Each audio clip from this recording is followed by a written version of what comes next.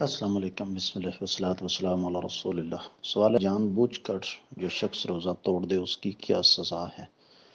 کیا حدیث میں ہے کہ 80 سال کے روزے بھی رکھے تو قضا ہی نہیں دے سکتا؟ گزارش یہ ہے کہ یقیناً جان بوجھ کر روزہ توڑنا بہت بڑا گناہ ہے، اور اس کی توڑنے کی دو شکلیں ہیں۔ ایک ہے کہ زوجین کے تعلق کی وجہ سے روزہ توڑا تو اس کا تو خیر کفارہ لمبا چوڑا ہے، اور وہ ظاہر بات ہے 60 روزے رکھنے یا 60 مسکینوں کو کھانا کھلانا یا ایک غلام کی آزادی۔ لیکن اگر ایک روزہ جان بوجھ کر توڑا ہے کھا پی کر، تو پھر اس کے لیے اسے اس کی جگہ ایک روزہ رکھنا ہوگا، اور ساتھ اللہ تعالیٰ کے حضور سچے دل سے توبہ کرنا ہوگی۔ باقی یہ 80 سال والا مسئلہ میرے علم میں نہیں ہے، اللہ رب العزت باقی اس معاملے کو بہتر جانتے ہیں۔ واللہ تعالی اعلم بالصواب۔